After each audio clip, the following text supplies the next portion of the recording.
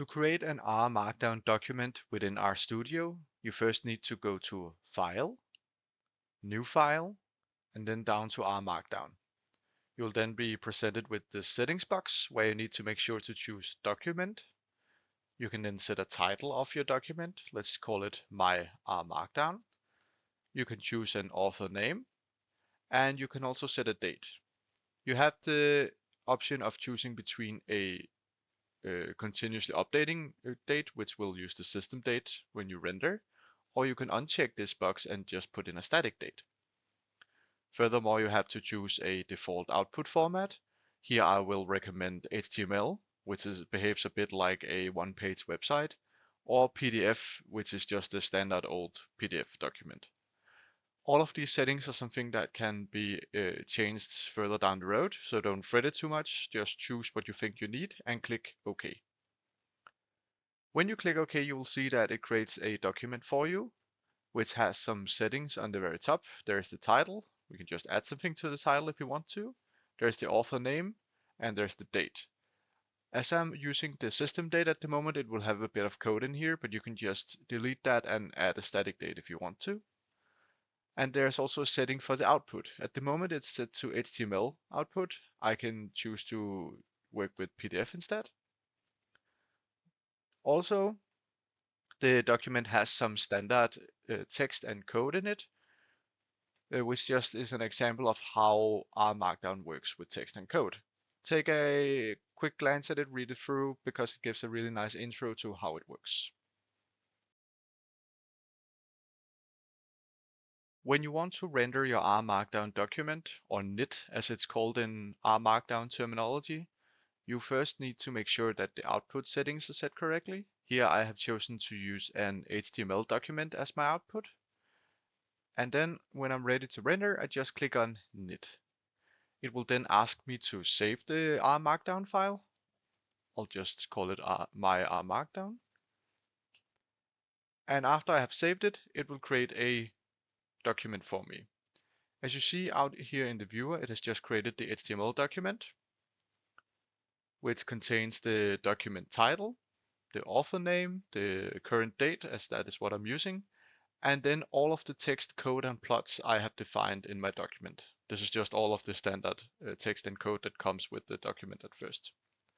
The file has been created in your working directory, which you can see when you click on Files within RStudio.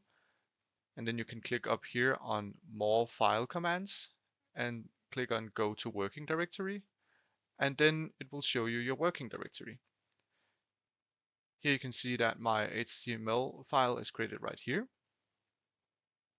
I can view that in my web browser, and you can see it in its full size. If I want to output it as a PDF instead, I just have to change the output up here to PDF, and I can then click knit again.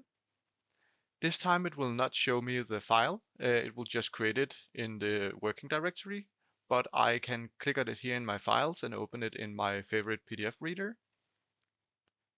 And as you see, the output is a bit different because it's LaTeX now that renders the PDF, but it's the same content. It just has a bit of different font and stuff like that. When you output to PDF, you need to have what is known as a LaTeX distribution on your computer. If you do not have that, you can very easily install something called TinyText within RStudio.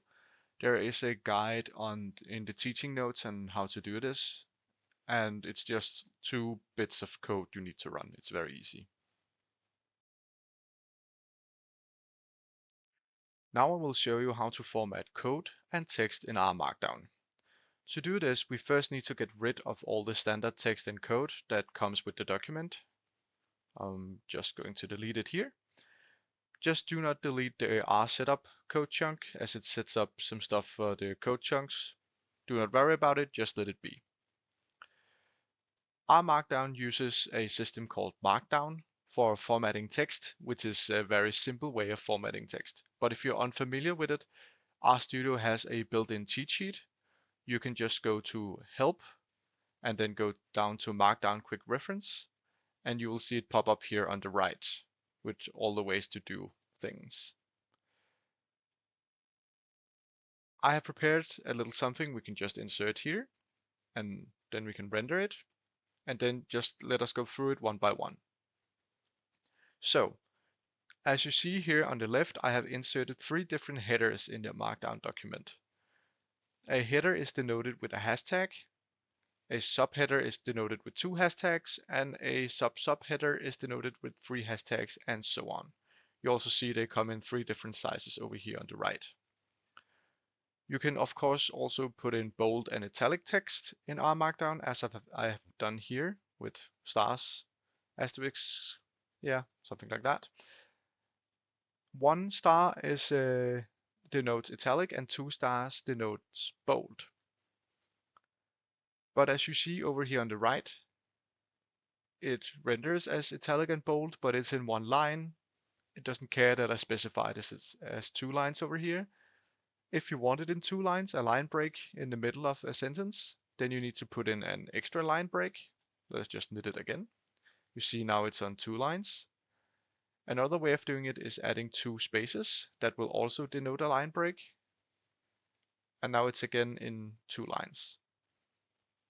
You can of course also put in lists in R Markdown. You can do ordered lists just by using numbers and dots. And you can put in unordered lists, which is just by making stars. And as you see over here, it's formatted as numbers and as bullet points. Another thing Markdown is really great as is handling mathematical expressions. In Markdown, there are 2 different types of mathematical expressions. The first one is what is called inline math.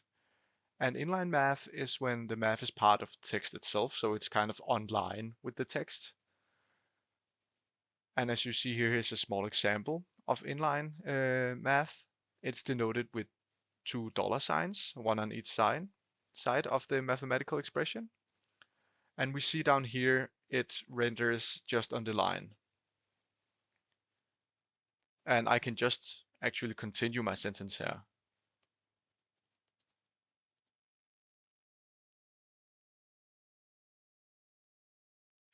And let's just try to render that. And you see it kind of becomes part of the text. Another type of math in R Markdown is display math, which kind of has a line of its own. It's used for bigger expressions or when you want to emphasize a specific mathematical argument. Display math is denoted with 2 dollar signs on each side. You see I have them on separate lines here just to make it more readable. And I have just put in a quick mathematical expression here. And you see in the rendered output, it is put in as its own line. The math in Markdown uses LaTeX commands, which you can find cheat sheets for online. It's not that difficult once you get the hang of it. Another important thing about R Markdown specifically is the ability to include and render code within the text. So let's just make a new header. If I want to add some code within R Markdown, I need to click on this green C here and choose R. Then I'm presented with a code chunk, an R code chunk, which is delimited by these 3 backticks here. I can then just put in some code. Let's say that X is a vector from 1 to 10 and Y is a normal random variable with 10 values, and I can just run this code. Actually, let's just print it. Wait. And I can run this code by clicking on here, run current chunk. And you see the output below it. When I knit the document again, we see that the code has been included and the outputs have been included as well. Let's say I want to use these variables I have defined as inputs for a plot. I can just put in a new code chunk here, and I can just plot them against each other. Let's just knit that. And then here it becomes a plot. these code chunks can take a bunch of settings on how they are displayed. These can be found up here in the little cogwheel. And then you can just choose the output format here. You can show output only, so it will only show what the code outputs and not the code itself. There is show code and output, which is the document default. There is show nothing, so it runs the code without showing anything. That's useful for like loading libraries or defining variables you do not want people to see that you define and stuff like that. And then show nothing and don't run code. That is more of when you want to give an example, as is done multiple times in the teaching notes, but it doesn't actually need to be run. So for the plot, for example, let's try and choose show output only. And you see echo has been set to false up here. Let's just knit it. And we see that the plotting command over here has gone away. It's not shown, but the plot itself is still shown.